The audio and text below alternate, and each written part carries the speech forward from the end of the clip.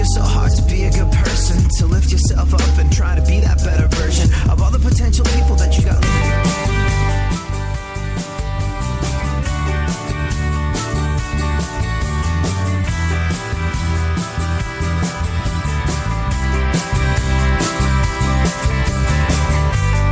Haven't had much go right in a while. Haven't had much of a reason to smile. Haven't had many things go my way. Haven't had many sunny days. Haven't had many things go right, but I've had so many sleepless nights. Nothing ever seems like it will be half of what I hoped it would be. So just this one time, please let things go my way. So just this one time, please let it be a better day. So just this one time, please don't let anything go wrong. So just this one time, please let me sing a happy song.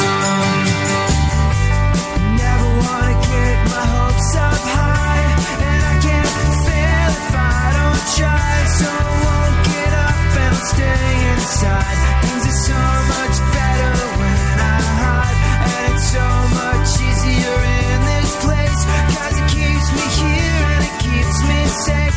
But if I get up and I try again, it would be so nice just once to win. So just this one time, please let things go my way. So just this one time, please let it be a better day. So just this one time, please don't let anything go wrong. So just this one time, please let me sing a happy song. If I get up again, it would be so nice just once to win.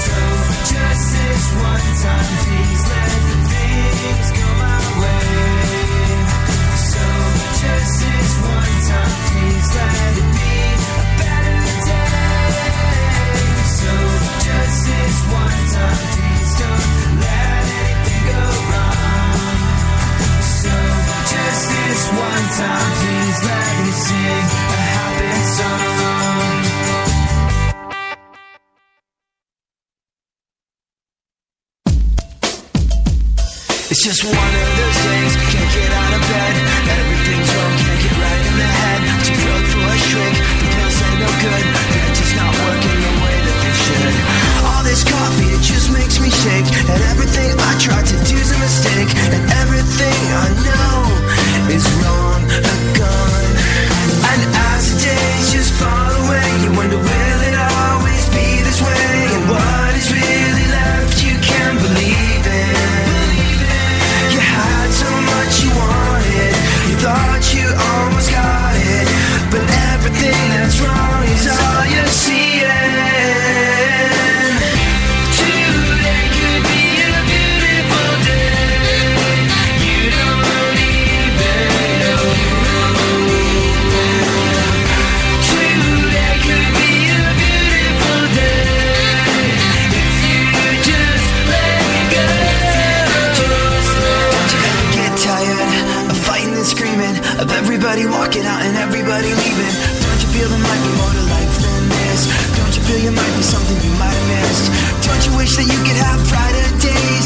Don't you think that there could be a better way to do more than get through? Go ahead, favorite the show and enjoy AD on the go. iHeartRadio presents AD. It's funny. All the music you hear in and out of all the music you hear in and out of the segments is my own. I write it.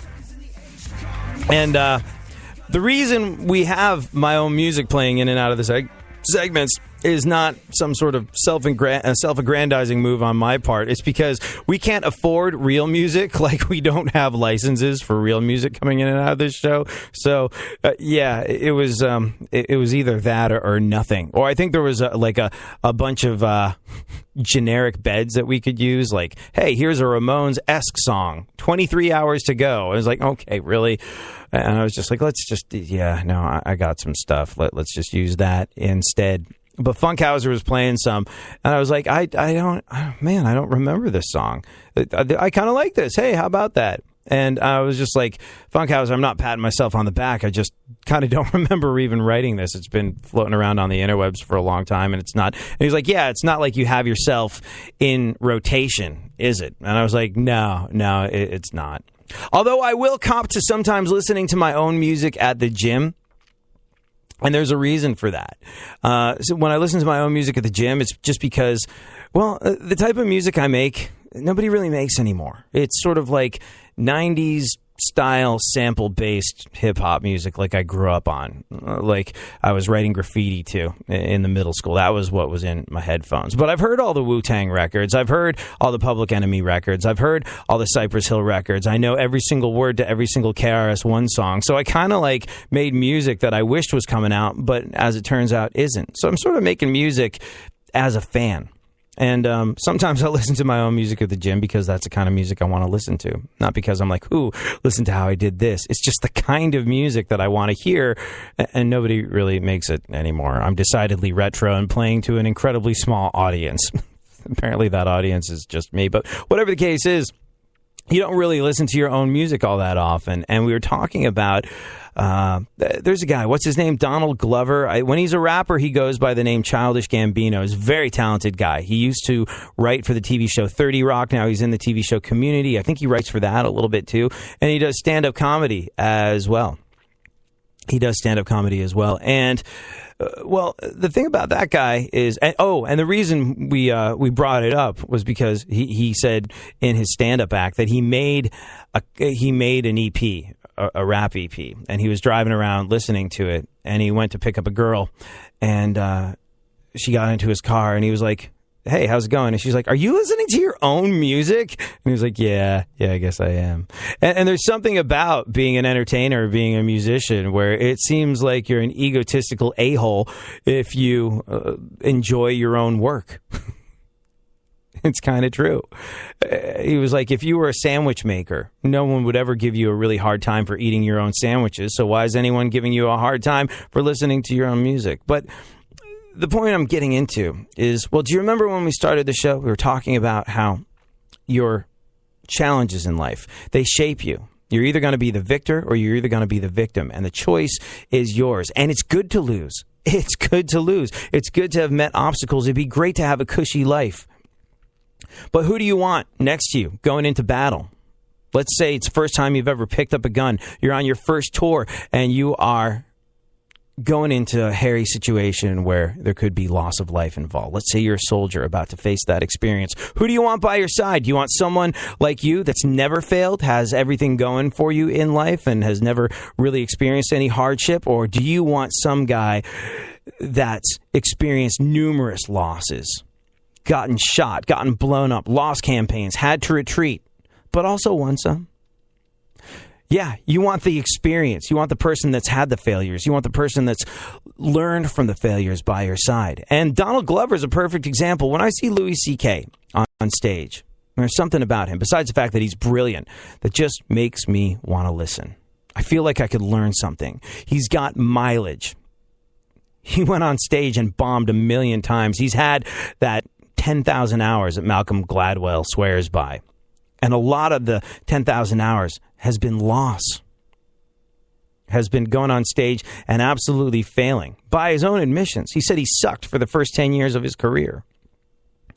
And the fact that he got on stage, he had those 10,000 hours, he sucked for the first 10 years of his career, has made him into the hardened character that you see on stage that just commands your attention because he's got mileage.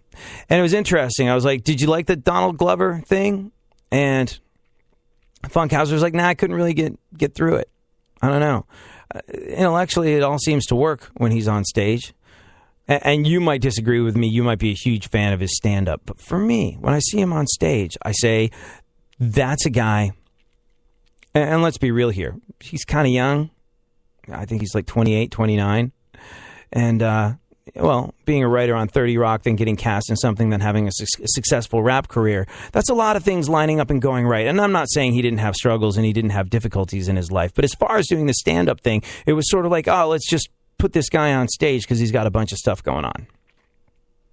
Or maybe he thought, let's put me on stage. I've got a bunch of stuff going on. And there's nothing wrong with what he's doing on stage. But to me, it's not as valuable as like a Louis C.K. because I don't see the mileage on him. When he gets on stage, I don't feel like he has command of it because it's not like he hasn't earned it. It's just he doesn't have the mileage. He doesn't have the number of failures under his belt that a Louis C.K. does, that when he gets up on stage makes him such a commanding presence. So bear that in mind. The failures you experience in your life are building you, making you bigger, stronger, a person of more character, a more interesting person. So embrace the failure, learn from it, love it, and move on. Shall we take a look at the events of today in our segment, My Witness News, Funkhauser?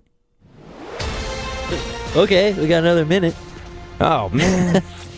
Let me get through one here. According to Bing.com, yeah, Kim Kardashian was the year's most popular internet search. I would imagine, according to Bing.com, number 2 was, why the hell am I using Bing over Google? Do you use Bing? No. Only when I accidentally install it. I know some people that swear by it, and that's all they use. I don't know. I would swear more if I used it.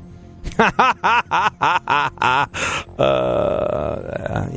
well played. I think some people might like Bing. I wonder if it's possible, because like the thing that I hate about internet searches is sometimes it's useful to have yourself catered to, like predictive stuff, but occasionally you want to customize your internet. I think Bing might let you do that, which is the only reason I can imagine anyone would be using it. You're longing for that shining sun. You walk these streets most every day. You're waiting to get washed away.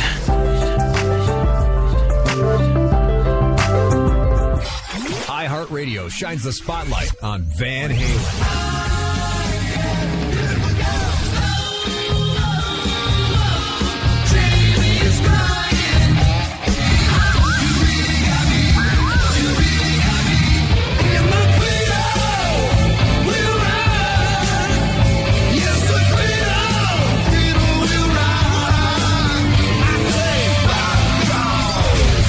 The anxiously anticipated album Van Halen 2 was released in 1979, continuing the band's success as Dance the Night Away became their first top 20 single.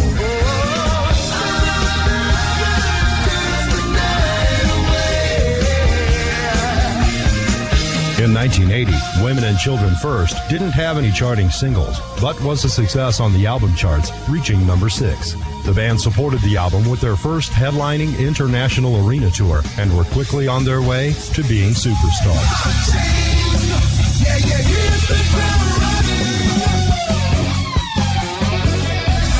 Keep listening to iHeartRadio for more Van Halen and all your favorite artists.